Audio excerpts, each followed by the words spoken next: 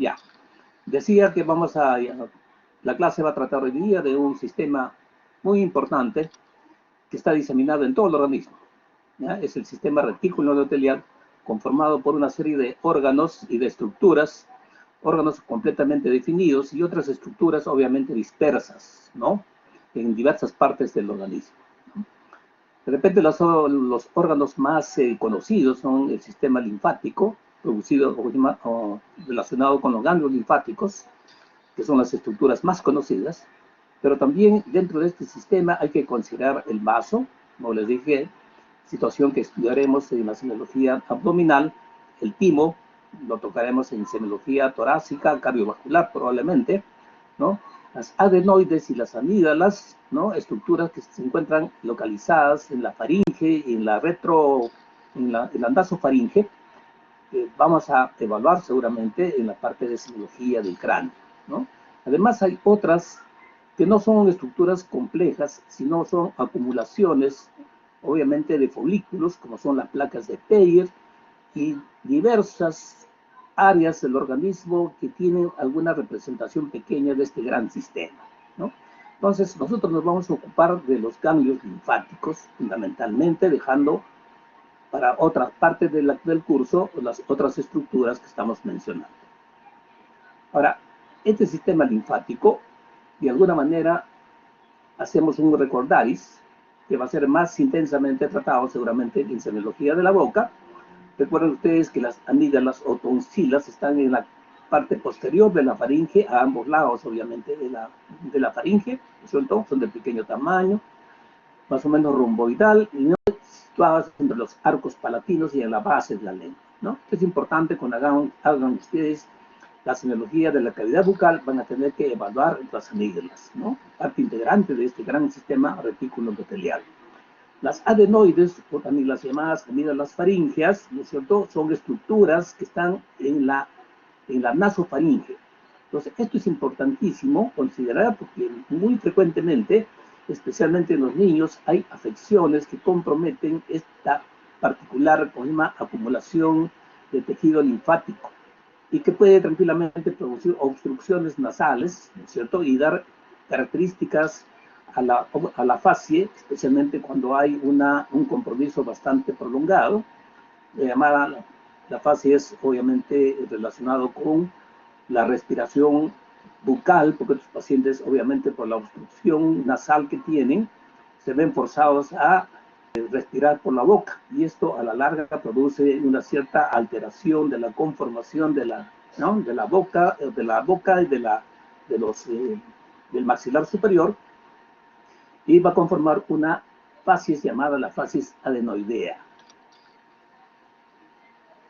Los ganglios linfáticos, ¿no es cierto?, podemos clasificarlos en ganglios superficiales y ganglios profundos, ¿no? Los ganglios superficiales son los que están ubicados en el tejido celular subcutáneo, ¿no es cierto? Y también en esta parte superficial hay ganglios profundos. Estos ganglios profundos se encuentran por debajo de la fascia de los músculos y también en el interior siempre de las cavidades del cuerpo. Hay que tener en cuenta que en muchas circunstancias el compromiso de los ganglios profundos va a llevar también paralelamente crecimientos ganglionares en los planos superficiales, ¿no? Pero también es posible en algunas circunstancias solamente encontrar de manera aislada crecimiento de los ganglios superficiales sin compromiso de ganglios profundos, ¿cierto? Y también lo contrario es bastante cierto. Podemos encontrar crecimientos ganglionares profundos y sin evidencia de compromiso de crecimiento de los ganglios superficiales, ¿no?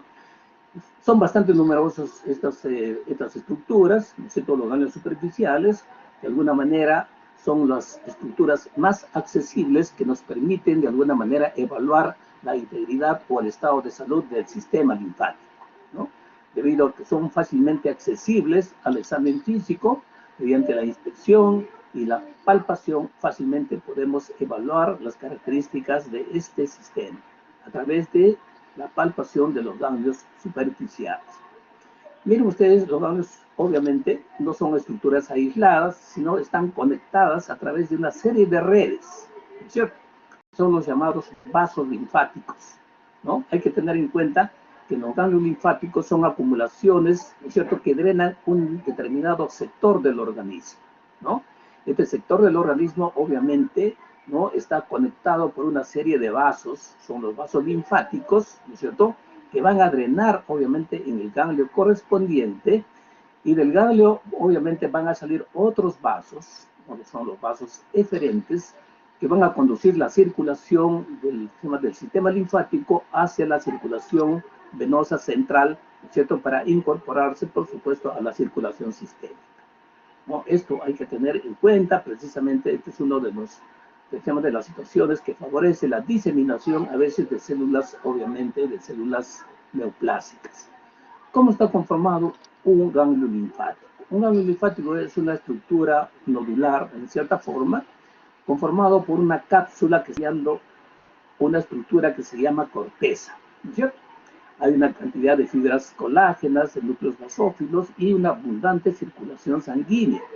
De esta cápsula parten una serie de trabéculas que se dirigen hacia el centro, al llamado hilio ganglionar, estructura por la cual están ingresando los vasos, tanto arteriales como venosos, y están saliendo los vasos, se llama linfáticos eferentes, ¿no es cierto? Hay una serie de red de fibras reticulares, obviamente, que están dentro de la organización del ganglio linfático. Estas son las estructuras del ganglio del sistema linfático, para que ustedes tengan en cuenta que los compromisos pueden estar localizados en cualquiera de estas situaciones. El ganglio linfático, ¿no es cierto?, que está obviamente conformado por el ganglio propiamente dicho, ¿no es cierto?, y de los vasos linfáticos. Dejando de lado la circulación venosa y la circulación arterial, que la tiene definitivamente, ¿no?, los vasos linfáticos tienen como finalidad evacuar un líquido que se produce en el intersticio y que se llama linfa. Esta linfa obviamente tiene que ser drenado, es un líquido que tiene alto contenido lipídico que no puede ser drenado de otra manera. Entonces la única forma de drenaje de este líquido en el tejido, en el espacio intersticial, es a través de la circulación linfática. Entonces la linfa obviamente es llevada a los ganglios linfáticos a través de los vasos linfáticos aferentes. Estos vasos linfáticos aferentes van a desembocar en el ganglio regional correspondiente, y de ahí obviamente la linfa, que es de alguna manera filtrada, ¿no es cierto?, en el ganglio linfático, va a salir a través de los vasos linfáticos, ¿no?, eferentes, ¿no?, de salida, que finalmente va a conformar grandes vasos que finalmente terminan en el sistema venoso central. Muy bien, la masa corporal pues es bastante, pues, reducida, a pesar de la extensión que tiene este sistema. 3% de la masa corporal está formada por este sistema linfático, ¿no?, y tienen una función sumamente importante. Actúan como filtros y retienen no solamente gérmenes, sino células y partículas, de repente, de células atípicas, de células necrosadas e inclusive de células de tipo neoplásico. Elimina de la circulación las células lesionadas, ¿no es cierto?, y es una importantísima barrera, ¿no?, contra la maduración de células malignas y también de la proliferación y la diseminación de problemas de gérmenes de diversa naturaleza. Es también conocido por ustedes que el sistema linfático participa en la respuesta inmunológica del paciente. La respuesta inmunológica del paciente tiene dos vertientes, que saben ustedes, la respuesta humoral, a través de la formación de los anticuerpos, las inmunoglobulinas, ¿no es cierto?, y la formación de la inmunidad celular a través de la producción de linfocitos, obviamente especializados para precisamente estas alteraciones. Estas alteraciones o esta función de depuración se realiza mediante fenómenos como son la fagocitosis, mediante los cuales las células a nivel del ganglio linfático va a producir una incorporación de la célula lesionada o de la célula neoplásica o del germen, y va a producir su destrucción, ¿no es cierto?, a través de una serie de mecanismos ya químicos. En el intestino se encuentran lo que se llaman las placas de Peyer, que no es otra cosa que también parte del sistema linfático. Y es importantísimo porque a través de ellas es la que se produce la absorción de los lípidos, ¿no es cierto?, y sustancias liposolubles procedentes del tracto gastrointestinal, ¿no? En la sangre ya hemos mencionado que la produce, obviamente, no solamente las inmunoglobulinas, sino en algunas situaciones en las cuales la médula ósea se encuentra imposibilitada de producir, obviamente, eritrocitos y leucocitos. Estas estructuras pueden retomar, ¿no? Retomar esta posibilidad y producir entonces una eritropoiesis extramedular, ¿no?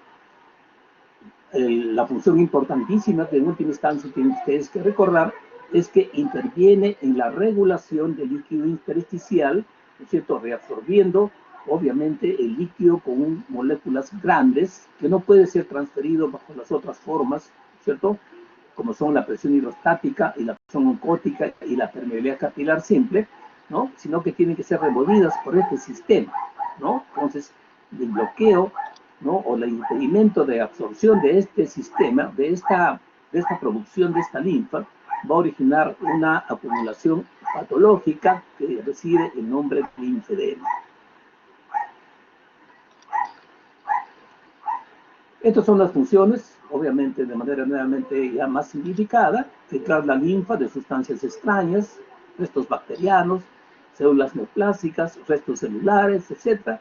La producción extramedular, el tema de hematopoiesis, que puede presentarse cuando hay falla del edema de la médula, ¿no es cierto? Y cuando hay una infección, los ganglios linfáticos pueden aumentar de tamaño, por supuesto, debido a la producción adicional de glóbulos blancos, y a su intervención en la producción de las inmunoglobulinas y la producción también la inmunidad celular, que también participan importantemente, ¿no? Y ya hemos mencionado que la linfa es un líquido incoloro con un alto contenido de proteínas y de grasas, ¿no? Y la única forma de drenar esta secreción del tejido intersticial es a través de la circulación linfática. Los vasos linfáticos tienen una estructura más o menos parecida a las venas, tienen válvulas y producen entonces una circulación unidireccional, ¿no?, del tema de la linfa, para tratar de llevar todo esto a la circulación venosa central, ¿no? No hay que olvidar que forma parte del sistema inmunológico, ¿no?, con las funciones ampliamente ya mencionadas, ¿no es cierto?, y que pueden de alguna manera, obviamente, participar, ¿no es cierto?, en cualquier, como respuesta a la invasión por cualquier tipo de agentes. De tal manera que en algunas circunstancias el ganglio puede aumentar de volumen precisamente como consecuencia de la hiperfunción para tratar de contener algunas infecciones o, obviamente, de algún material extraño que tiene que eliminarse. La linfa es capturada por los capilares linfáticos que hemos mencionado y van a confluir en vasos cada vez más grandes para ser conducidos finalmente a los conductos colectores, y luego estos vasos se van uniendo finalmente para desembocar en la circulación venosa central a través de dos sistemas que ustedes muy bien recuerdan: el conducto torácico y el conducto linfático derecho. El conducto torácico y el conducto linfático derecho, que ven ustedes aquí, drenan diversas partes del organismo, ¿no es cierto? Siguen un paralelismo más o menos a la circulación venosa, ¿no es cierto?, pero ya a nivel central, ¿no es cierto?, la parte obviamente de la superior derecha del organismo es recogida por el conducto linfático derecho, ¿ya? O sea, la cabeza, el cuello, está recogido por el conducto linfático derecho, que va a drenar a la vena subclavia derecha. Mientras la parte inferior del cuerpo, ¿no es cierto?, es conducido mediante el conducto torácico. Este conducto torácico va a desembocar en la vena subclavia izquierda y ambos obviamente desencadenan o desembocan en la vena cava superior, ¿no? Y de esa manera entonces se cumple esta circulación cerrada, la circulación linfática, ¿no? Nuevamente acá tienen ustedes el conducto linfático derecho, que drena la porción superior derecha del organismo.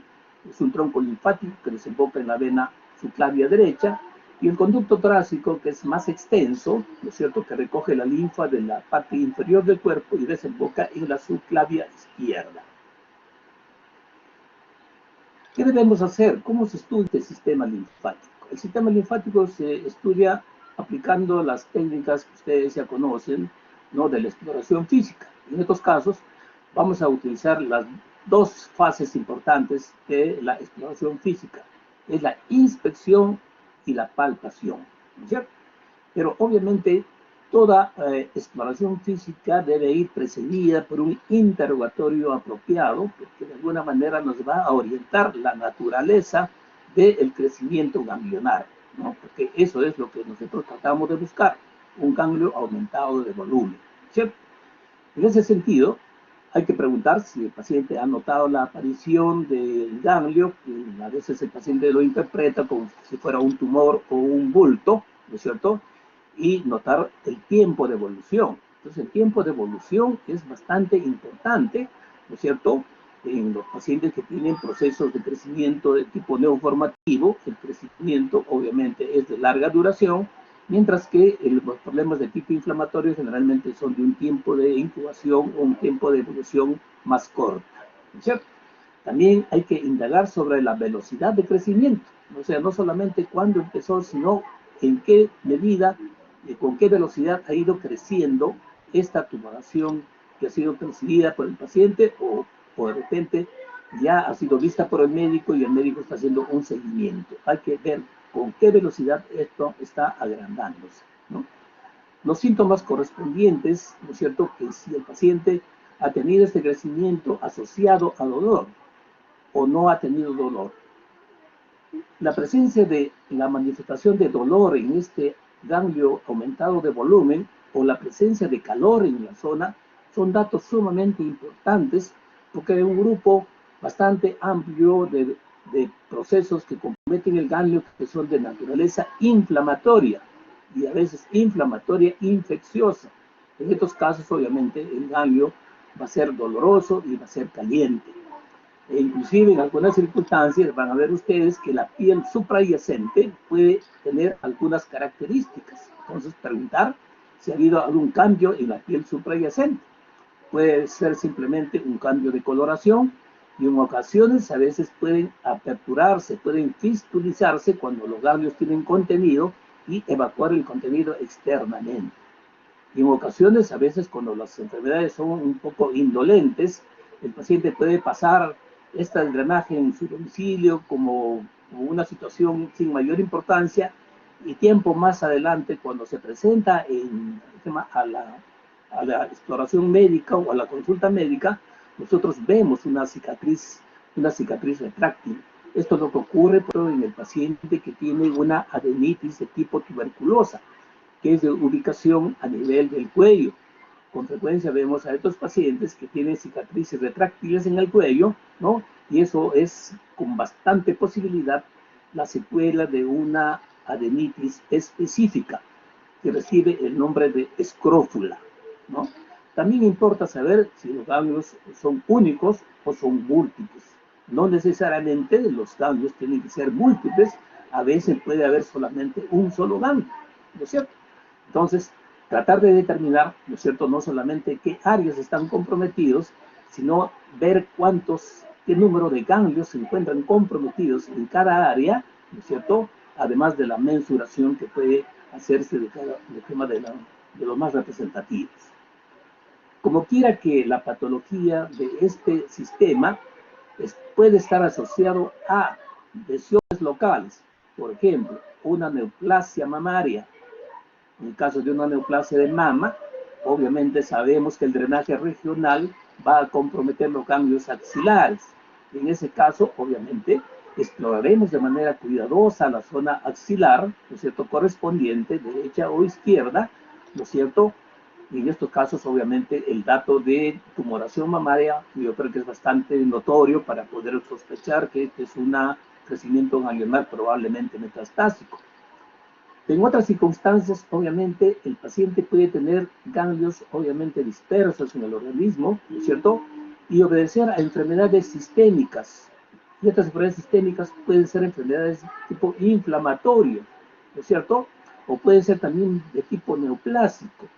Por ejemplo, un paciente que tiene unas adenomegalias y que tiene un ganglio crecido por la presencia de una neoplasia primaria de ganglios, como son los linfomas, el paciente puede tener pues, manifestaciones sistémicas como pérdida de peso, astenia, decaimiento e inclusive puede presentar fiebre, ¿no es cierto? Ya van a ver ustedes cuando hagan la parte de semiología de fiebre, van a ver ustedes que la fiebre no solamente significa patología infecciosa inflamatoria, sino también puede ser producido por problemas de tipo neoformativo y neoplásico. Y acá tienen ustedes un ejemplo de fiebre producida por una neoplasia que es el linfoma, ¿no? Inclusive el linfoma produce pues una fiebre típica, característica, llamada fiebre de Penn-Epstein, muy semejante a la que se presenta en el paciente que tiene brucelosis, ¿no es cierto? Y también lo que les he mencionado, ver si el paciente tiene otros síntomas en otros órganos o sistemas. Entonces, un paciente puede tener dolor faríngeo, ustedes examinan, obviamente, van a encontrar crecimiento ganglionar regional a nivel en la faringe o en la parte del cuello correspondiente, encontrarán ustedes, ¿no es cierto?, el crecimiento ganglionar correspondiente, ¿no? Entonces, tener en cuenta, pues, que el ganglio está recibiendo el drenaje de áreas determinadas, nos sirve para explorar el área correspondiente. Cuando nosotros hablamos de, obviamente, de la alteración de la función de drenaje del sistema linfático, estamos haciendo alusión a una acumulación que deforma la extremidad y que se llama linfedema. El linfedema es importantísimo porque hay que hacer un diagnóstico diferencial con el edema. El edema, van a ver ustedes más adelante en semiología del celular subcutáneo, ¿no es cierto? Simplemente se debe a una acumulación de líquido carente de proteínas, ¿no? Líquido y electrolitos, ¿no es cierto? Mientras el linfedema es debido a la acumulación precisamente de linfa, una sustancia cargada tremendamente de proteínas, grasas y otras sustancias, ¿no es cierto? Entonces, muchas de las características del edema con el linfedema pueden más o menos, obviamente, ser más o menos semejantes, pero hay que hacer esta diferenciación. La diferenciación está basada precisamente en la historia clínica que trae el paciente, ¿no? Entonces, cuando uno sospecha de un linfedema, ¿no es cierto?, hay que preguntar, ¿no es cierto?, qué área del organismo corresponde, porque se supone que hay un bloqueo de la circulación linfática del área correspondiente, ¿no es cierto?, a diferencia del edema que es generalizado en la mayor parte de casos, en el linfedema generalmente es localizado en el área correspondiente. Igualmente, el ritmo del progreso que ya mencionamos, la duración, ¿no?, del linfedema, los factores o enfermedades predisponentes que puede haber tenido el paciente, ¿no es cierto? El paciente de repente ya ha tenido antecedentes de una intervención por una neoplasia, o el paciente ha sido sometido de repente a radioterapia por alguna enfermedad de tipo, ¿cómo se llama?, de tipo neoformativa. Entonces, esta situación nos sirve para hacer la presunción diagnóstica de la naturaleza de este crecimiento ganglionar. Los síntomas acompañantes, ya mencionamos, al igual que el crecimiento ganglionar, son sumamente importantes. Enfermedades a las que haya sido sometido el paciente a tratamientos anteriores, ¿no es cierto?, y medicaciones como son la quimioterapia, antibioterapia, radioterapia, etcétera, que nos pueden orientar definitivamente. Estos antecedentes médicos son sumamente importantes.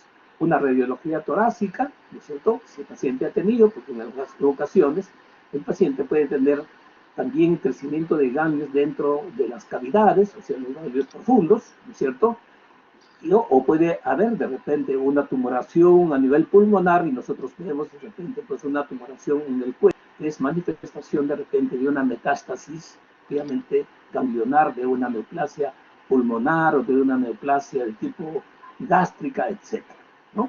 La tuberculina y otras pruebas de dermoreacción son importantísimas, más aún teniendo en cuenta en nuestro medio la alta incidencia de problemas de tuberculosis, transfusiones sanguíneas, patologías crónicas, cirugías y traumatismos previos.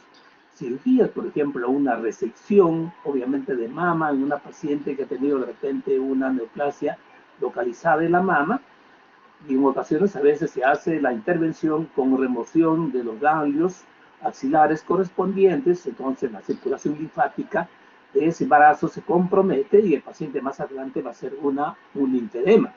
Entonces, el hecho de tener el antecedente de una cirugía de la naturaleza y estando frente a un crecimiento enorme del brazo, definitivamente, fácilmente podemos plantear que se debe pues, a un linfedema, obviamente, postquirúrgico. Infecciones recientes que también van a ser motivo, obviamente, de producción de alteraciones de la circulación linfática. La exploración es básica de este sistema.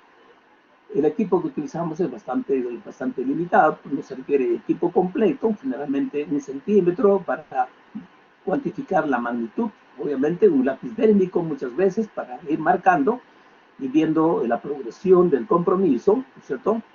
Hay que inspeccionar de manera apropiada el área correspondiente y por supuesto complementarlo con una palpación.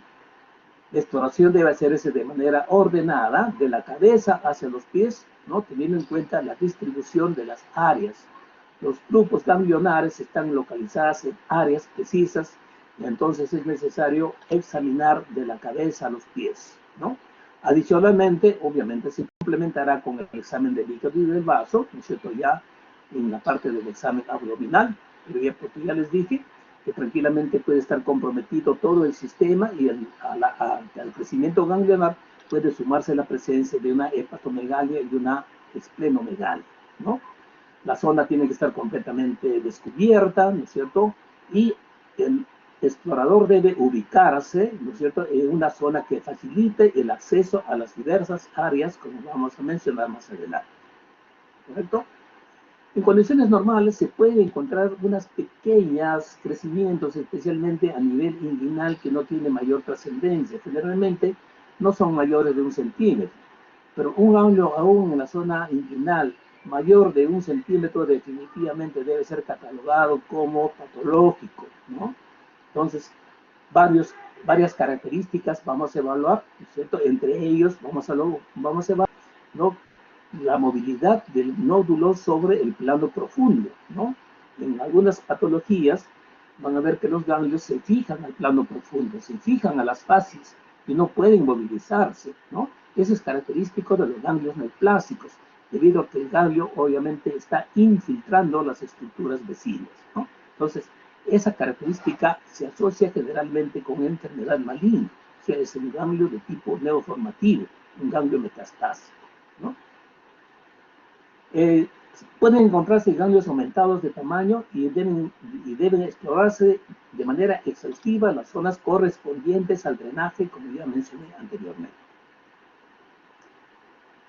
El examen obviamente debe hacerse dependiendo del área en que están ustedes examinando, ¿cierto?, siendo estructuras que están por debajo de la piel en el tejido celular subcutáneo, deben desplazarse con sumo cuidado, ¿no?, una palpación bastante ligera inicialmente y posteriormente aumentando la presión de manera progresiva, ¿no es cierto?, sin perder obviamente el ganglio, porque la presión excesiva puede determinar que el ganglio se desplace y perder la posibilidad entonces de hacer un examen correspondiente de este ganglio, ¿no? Entonces, en condiciones normales, las personas obviamente sanas no tienen crecimientos ganglionares. Entonces, encontrar un ganglio obviamente generalmente significa que tiene una patología. ¿Qué terminología vamos a utilizar corrientemente? Van a escuchar ustedes en las salas, van a escuchar los términos de adenomegalia. Como su nombre lo indica, acá solamente está haciendo referencia a que se está encontrando ganglio aumentado de tamaño, adenoganglio y megalio, grande, ¿no es cierto? Es un ganglio aumentado de tamaño. Igualmente hay otra terminología que se denomina linfoadenomegalia, que hace referencia obviamente al ganglio linfático y su crecimiento correspondiente. Otro término que es común escuchar son las adenopatías, ¿no? Esto está implicando que el ganglio crecido obviamente está haciéndolo por una patología infecciosa. Con frecuencia los ganglios pueden encontrarse de manera aislada, separada una de otra, pero no es raro encontrar que los ganglios, especialmente de algunas áreas, estén superpuestos, o sea, yuxtapuestos, o sea, varios ganglios de una área crecidos y prácticamente casi unidos entre sí. Son ganglios yuxtapuestos. Esto se denomina conglomerado ganglionar, ¿correcto? Y también es importante utilizar, como les digo, una marca de lápiz para ver los cambios en la evolución sucesiva de estas estructuras. Hacer una valoración también con el tacto, ¿no es cierto? Viendo la sensibilidad, ¿no es cierto? La sensibilidad es importante. Ya desde ahora, fíjense ustedes, un ganglio sensible, un ganglio doloroso, es con toda más seguridad un ganglio inflamatorio, mientras un ganglio que no duele, generalmente es un ganglio neoformativo. En ocasiones, a veces el problema inflamatorio del ganglio puede ser tan intenso que se puede necrosar el tejido linfático y obviamente va a haber acumulación de pus, ¿no? Entonces la infección directa del ganglio, obviamente con presencia de gérmenes a ese nivel, recibe el nombre de adenitis. Y en este caso van a ver ustedes que hay un cambio de las características de la piel suprayacente, que se encuentra de color enrojecido, ¿no es cierto? Y muchas veces puede aperturarse y haber un drenaje de la secreción, ¿no? Del contenido del ganglio. ¿Qué características hay que describir cuando están ustedes frente a un ganglio? Ya en semiología de piel seguramente les van a decir que cuando estamos frente a una tumoración, ¿no? Y en este caso el crecimiento de ganglionar prácticamente es como si fuera un tumor, ¿cierto? Hay que hacer un estudio semiológico precisando todas estas 9 características. Es la única forma para poder hacer una aproximación a la naturaleza del crecimiento ganglionar. Primeramente, obviamente, la ubicación anatómica. Esto, obviamente, en relación, obviamente, con las áreas de exploración que vamos a mencionar más adelante, ¿no es cierto? Ya hemos mencionado que es bueno calificar si existen uno o varios ganglios aumentados de volumen. Interesa la forma y las dimensiones, ¿no? Hacerlos en centímetros, para eso se usa, obviamente, la cifra métrica que les mencioné, ¿no es cierto? Hacer una valoración de las características de la superficie. Acá pueden encontrar varias alternativas. El ganglio, palpan ustedes, puede tener una superficie lisa o puede tener una superficie irregular. Y en algunos casos, inclusive, es capaz de palparse nodulaciones en el ganglio crecido. Otra característica que hay que fijar es la consistencia. Entonces, para eso hay que presionar ligeramente el ganglio, ¿no? Y desde ese punto de vista podemos encontrar una sensación de elasticidad. Los ganglios elásticos es más o menos la sensación que ustedes tienen cuando se presionan el lóbulo de la nariz, ¿no es cierto? Esa cierta resistencia que se recupera tan pronto dejan de presionar, esa es la consistencia elástica. Pueden haber ganglios blandos, cuando más bien esto se incrementa, especialmente blandos cuando hay supuración o hay contenido de secreción dentro del ganglio, ¿no es cierto? Entonces ustedes presionan, les da la sensación muy semejante que cuando ustedes obtienen y cuando presionan ustedes un globo lleno de agua. Eso se llama remitencia. Frente a eso, obviamente, uno concluye de que hay contenido dentro del ganglio y, por supuesto, el procedimiento de inmediato es hacer una punción y aspiración para ver cuál es la naturaleza de este contenido, ¿no? Obviamente un ganglio inflamado también puede ser blando, infectado puede ser blando, ¿no es cierto? Y tener la remitencia que le he mencionado cuando tiene contenido líquido, ¿no?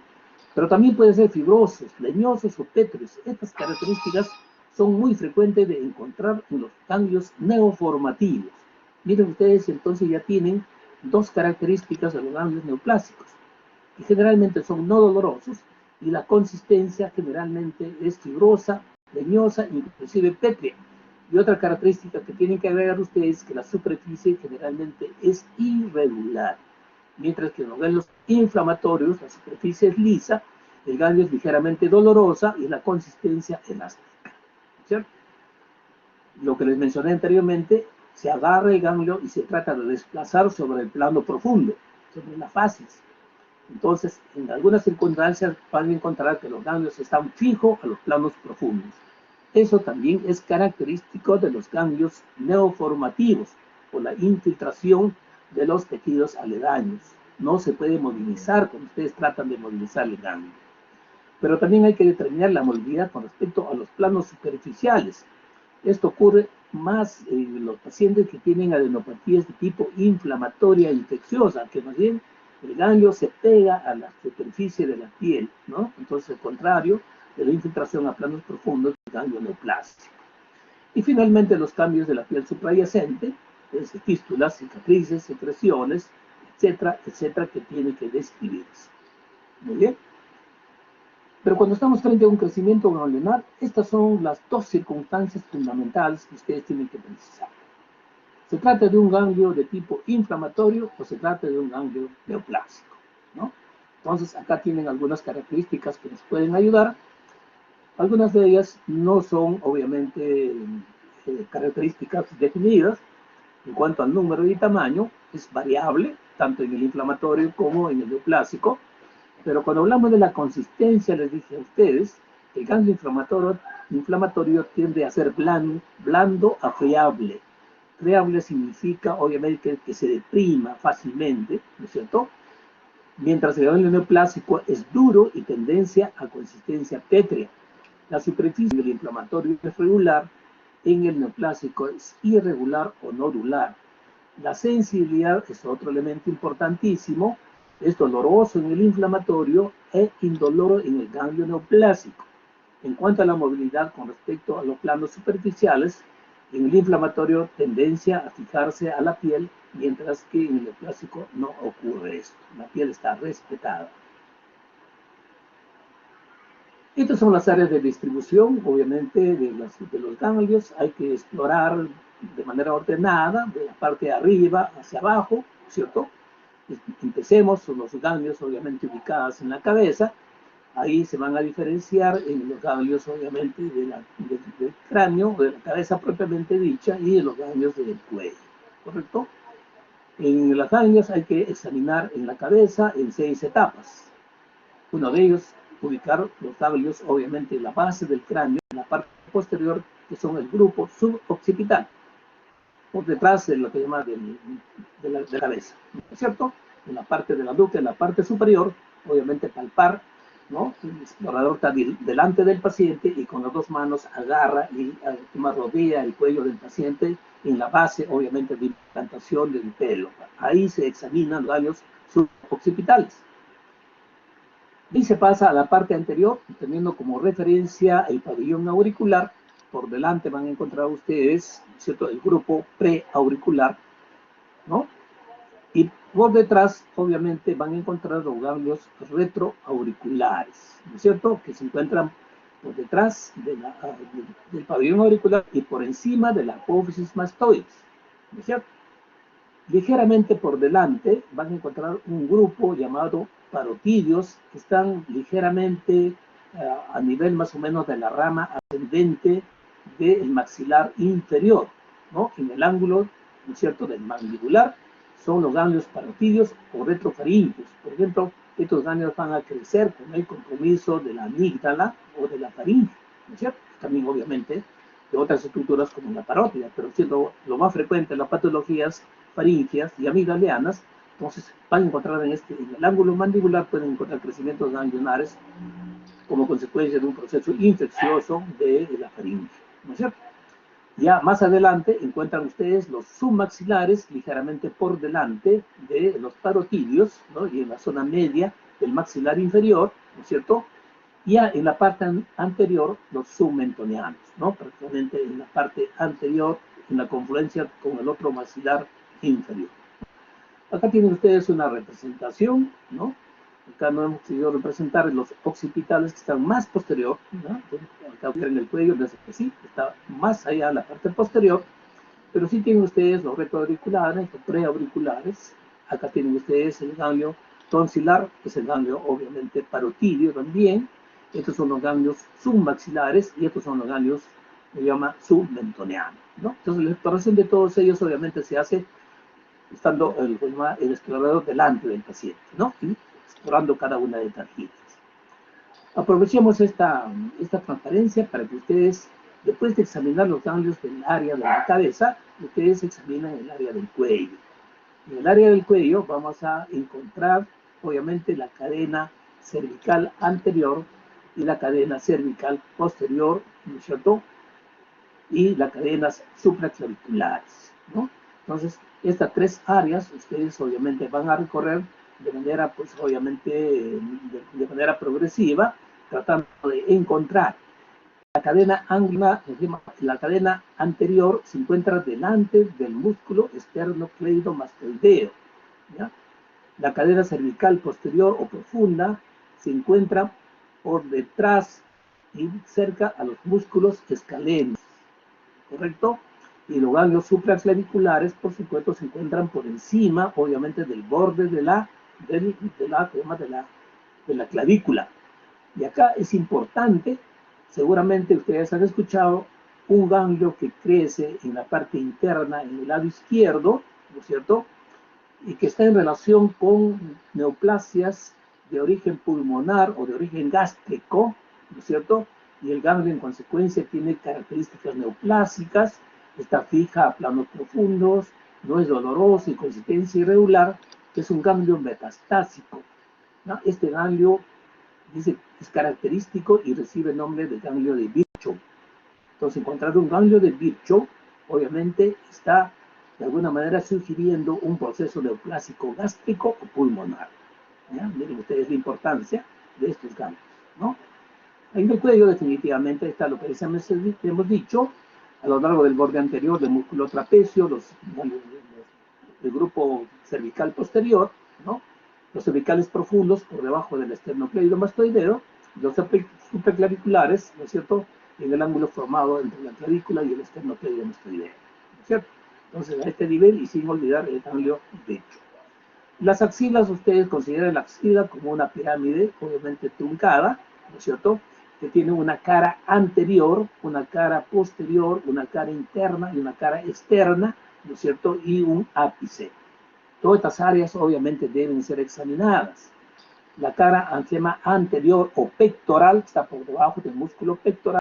La cara posterior, por debajo del músculo dorsal, ¿no? La cara interna, que es relacionado con la pared torácica, y la cara externa, que está en relación con la parte interna del brazo. Y finalmente, en la parte alta, la punta de la axila.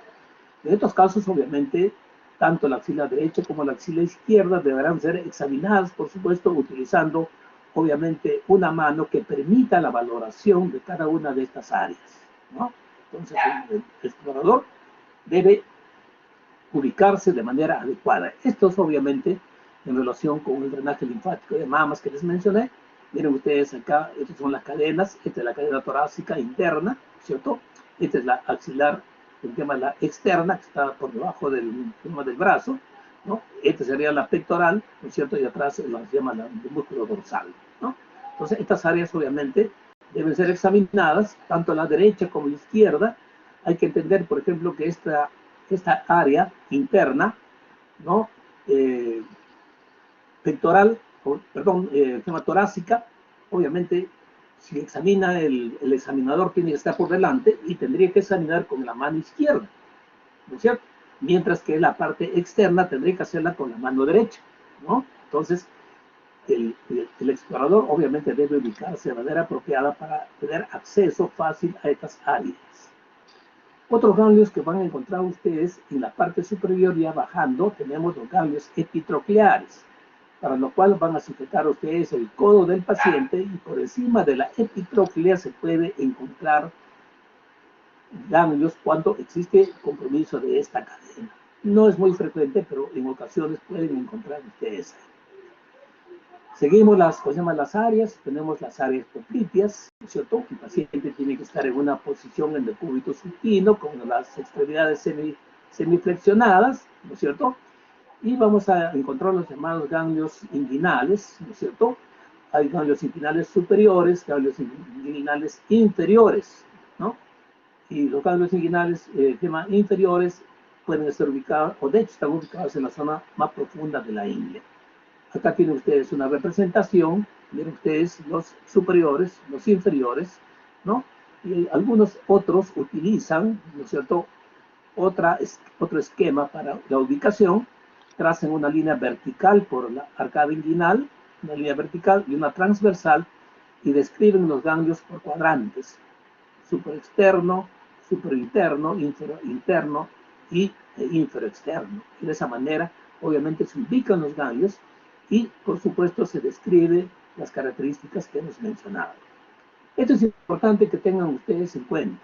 El drenaje linfático es frecuente encontrar patologías genital asociadas a crecimientos ganglionares, particularmente a nivel de la ingle, ¿no es cierto?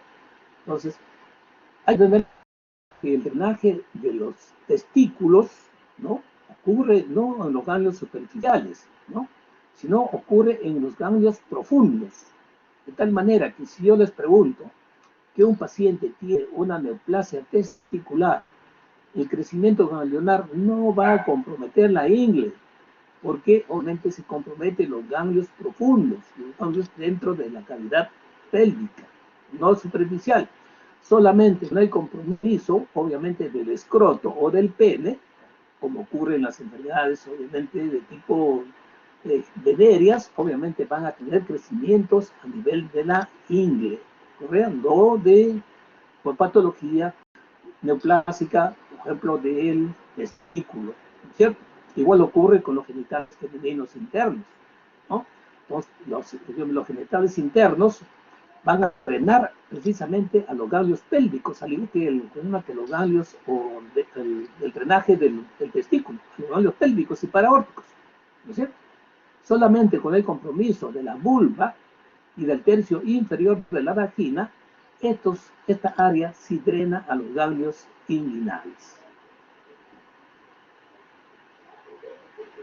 Puede ocurrir que pueden haber, obviamente, confusiones con otras estructuras tumorales que pueden de alguna manera confundir con crecimientos ganglionares.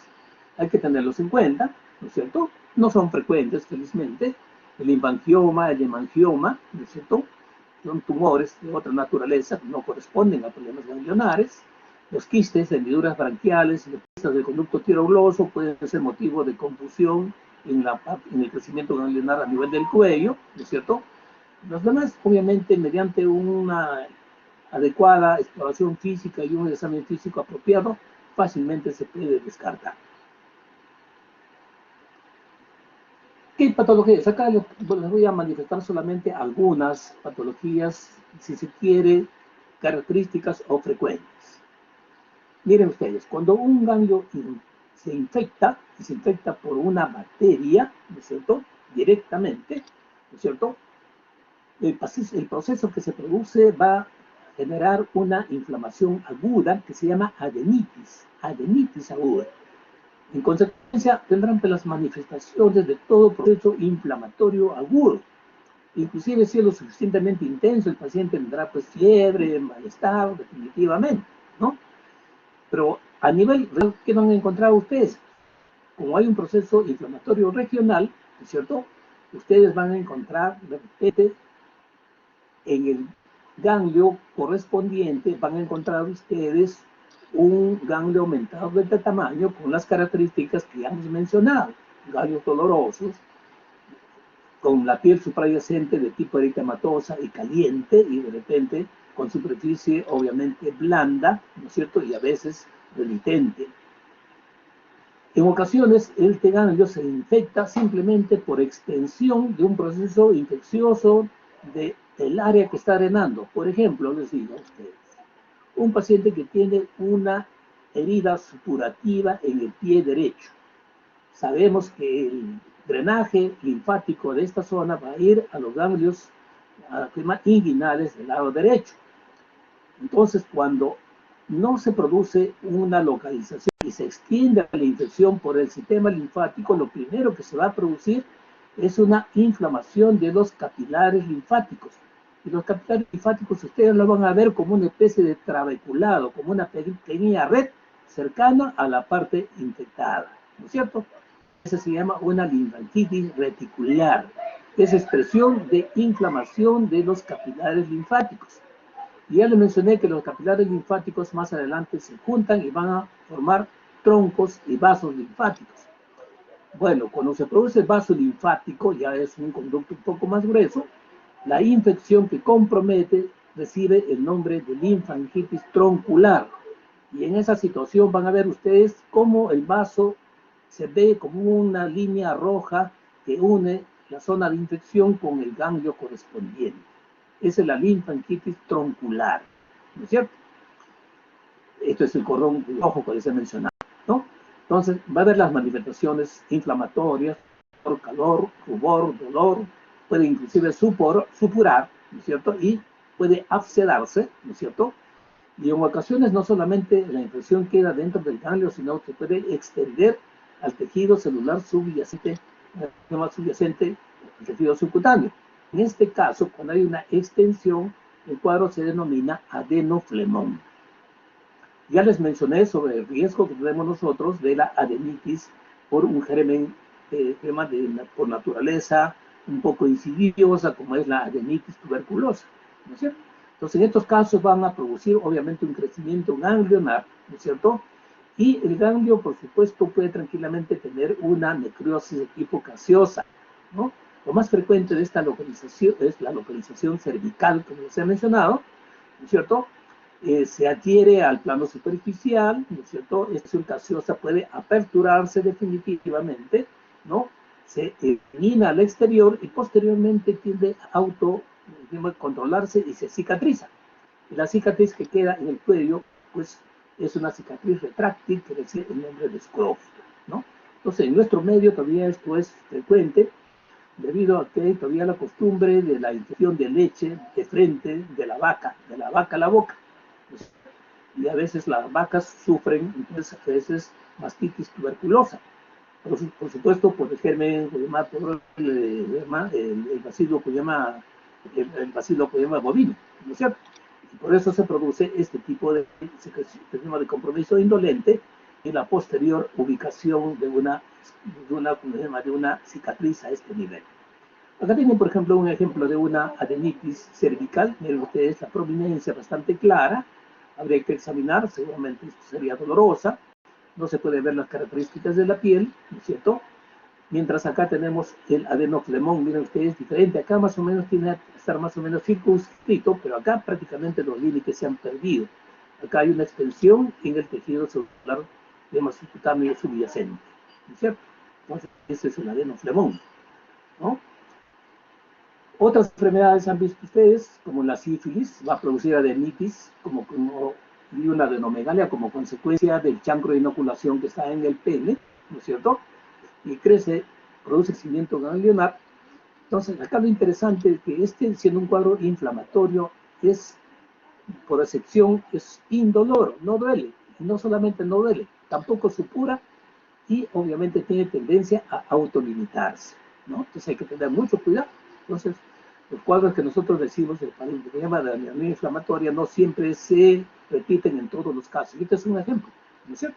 Las adenomegalias inflamatorias en la sífilis son no dolorosas y tienden a remitir, tienden a curarse solas, ¿no? A diferencia de eso, van a encontrar otras, como por ejemplo en la enfermedad de Nicolás Fabry. En este caso, obviamente, también es una enfermedad de transmisión sexual. Hay compromiso de los ganglios, que pueden ser uno bilateral. Estos sí son dolorosos, se adhieren a la piel y producen una fistulización, o sea, se necrosan y se fistulizan. Eso ocurre en Nicolás Fabry. En la mononucleosis infecciosa, que es una patología, obviamente, que compromete, ¿no es cierto?, los ganglios cervicales, fundamentalmente, ¿no es cierto? Los ganglios son dolorosos, obviamente, compromete más el grupo cervical y se acompaña, pues, de una inflamación faríngea bastante intensa, ¿no es cierto? Y está asociado al crecimiento, obviamente, también del vaso, ¿no? Entonces, esto es la mononucleosis infecciosa. Los linfomas se menciona acá como una patología que se origina una neoplasia propia, primitiva de los ganglios, ¿no es cierto? Los linfomas pueden ser únicas o múltiples, no tienen cambios cutáneos. Acá también, por excepción, no necesariamente tienen que ser, se llama, de consistencia pétrea, pueden ser ligeramente blandos o elásticos, ¿no es cierto? Y sí pueden originar conglomerados, adherencia entre sí, y hay manifestaciones generales, como les he mencionado, una fiebre de tipo ambulante. Los ganglios neoplásicos, obviamente, son de tamaño variable, duros, adheridos a plano profundo, con superficie irregular y no dolorosos generalmente, ¿no?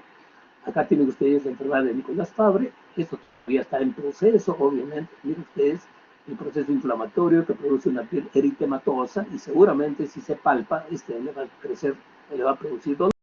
Y más adelante esto se va a abrir porque el ganglio obviamente se va a necrosar, y se va a producir una secreción y finalmente una fístula que comienza a drenar, ¿no? El ganglio es doloroso. Este es el linfoma. Miren ustedes, el linfoma es un conglomerado ganglionar. Acá no hay un solo ganglio, varios ganglios están unidos entre sí, ¿no es cierto? Adosados uno otro, es el conglomerado ganglionar, ¿no es cierto? Que puede comprometer varias áreas o una sola área, como en este caso, ¿no?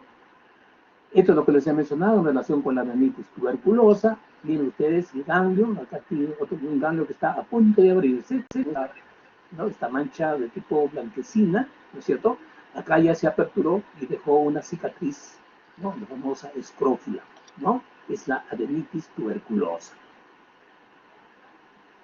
En cuanto al linfedema, habíamos mencionado que obviamente si no se drena adecuadamente la linfa, pues se va a producir una acumulación, ¿no es cierto? Este líquido que tiene abundantes células, tiene abundantes, obviamente, ¿cómo se llama? Proteína y también tiene lípidos, ¿no es cierto? ¿No? Este tiene que reabsorberse por el sistema linfático. Entonces, la alteración del sistema linfático en cuanto al drenaje va a producir, obviamente, ¿no es cierto?, que se puede producir por oclusión de los vasos, en ocasiones inclusive por ausencia de tipo congénita de los vasos, ¿no? Pero cuando es adquirido, obviamente, por oclusión de los vasos, ¿no es cierto?, va a producir una acumulación del líquido linfático que va a producir una serie de cambios a nivel de la estructura correspondiente, ¿no? La pierna, el pie, el miembro inferior o el miembro superior aumentan de tamaño enormemente, ¿no es cierto? Inclusive en las situaciones que seguramente ustedes han escuchado como en la filariasis, que no, bueno, no ocurre en nuestro medio, ¿no? Y ocurre, compromete, hay obstrucción de los linfáticos del miembro inferior, la pierna crece pues enormemente como la pata de un elefante y eso se llama elefantiasis, ¿no es cierto? ¿No? Entonces hay aumento de volumen de la extremidad, borramiento de los pliegues óseos y pliegues cutáneos semejante a un edema, pero por supuesto con otras características obviamente que lo diferencian, ¿no? Entonces esta es la fisiopatología, bloqueo en las sistemas del drenaje linfático, acumulación de fibroblastos y adipocitos y macrófagos. Estos líquidos obviamente producen una reacción inflamatoria y el organismo produce obviamente tendencia a fibrosar después de inflamatorio y como está bloqueado el sistema linfático, los mecanismos defensivos están alterados y fácilmente se infectan. Cuando tienen ustedes un paciente con un linfedema, van a ver ustedes que el paciente ingresa una y otra vez por procesos infecciosos, debido a que el efecto del filtro de los ganglios del sistema linfático no está funcionando. Y obviamente es de una tendencia crónica, entonces en consecuencia va a haber una fibrosis y cicatrización y va a haber una alteración bastante notoria de la piel, y los cambios cutáneos son bastante groseros en las fases terminales. Acá tienen ustedes, obviamente, un paciente que tiene un linfedema, ¿no?, del miembro inferior derecho. Los cambios en la piel son bastante notorios, ¿no es cierto? Y si ustedes palpan esto, va a ser un tejido duro, ¿no? A veces no doloroso, ¿no es cierto? Igualmente ocurre acá. Esta paciente probablemente ha sido intervenida de mama, vaciamiento ganglionar de este lado seguramente, y este es el drenaje linfático, cómo se acumula, ¿no? Este es el brazo normal, del otro lado que está funcionando el drenaje linfático, ¿no? Acá entonces hay un bloqueo linfático y un linfedema por eliminación o por extirpación de la vena linfática correspondiente, ¿no? Acá pueden encontrar ustedes, se llama, cuando hay un linfedema, siempre hay que considerar todavía las patologías primarias propias, ¿no es cierto? Inclusive enfermedades congénitas como la enfermedad de Milroy, alteraciones del desarrollo de los vasos linfáticos, enfermedad de May, ¿no es cierto? Y también, obviamente, lo más corriente que nosotros vamos a ver, y lo vemos obviamente en patología, le llaman las personas mayores, ¿no es cierto? Secundario apoptosis repetido, filariasis que hemos mencionado, neoplasias, en la obesidad también puede haber trastorno del drenaje linfático, otras enfermedades inflamatorias crónicas como la sarcoidosis, ¿no es cierto? En la enfermedad venosa crónica también el promedio inflamatorio puede comprometer no solamente las venas, sino también los capilares linfáticos y obviamente al edema venoso sumarse, obviamente un componente también de tipo linfedematoso, ¿no? La falla cardíaca crónica, en la hipertensión portal crónica también puede tranquilamente aparecer una complicación de drenaje del sistema linfático. Esta es la semiología que ya hemos mencionado más o menos, compromete más frecuente los miembros inferiores, pero también los superiores ya han visto ustedes. La piel es áspera, de color terrosa, dura, no depresible, áspera, ¿no es cierto? A diferencia del edema, ¿no? Salvo que en el edema crónico podría existir alguna de estas características, ¿no es cierto? Este signo es importantísimo, el signo de Kaposi-Steiner, ¿no es cierto? Esto consiste en tratar de hacer pinza de la piel de la zona que está comprometida y es imposible hacer pinza, no se puede. Es como si estuvieran agarrando ustedes un caucho, no pueden hacer ustedes la pinza, ¿no? Hay hiperkeratosis, ¿no? Aumento de la, ¿no? del tejido querático, ¿no es cierto? Y por supuesto puede haber drenajes locales, ¿no es cierto? La linfa puede salir, puede exudar por la misma zona lesionada, ¿no? Y en la fase inicial obviamente puede encontrarse dolor, pero en la fase ya de fibrosis definitivamente ya no se encuentra dolor. Y este finalmente es lo que les he mencionado, el famoso ganglio de bicho, es un ganglio obviamente supraclavicular del lado izquierdo, ¿no? Relacionado con patología neoplásica gástrica y patología neoplásica de tipo respiratorio, ¿no? Muy bien, esa es la información que quería dejarles, ¿no? Espero que sea de ayuda. Muy bien, con eso damos por terminada la clase. Gracias. Gracias, doctor. Gracias. Gracias, Gracias, doctor. doctor. Gracias, doctor.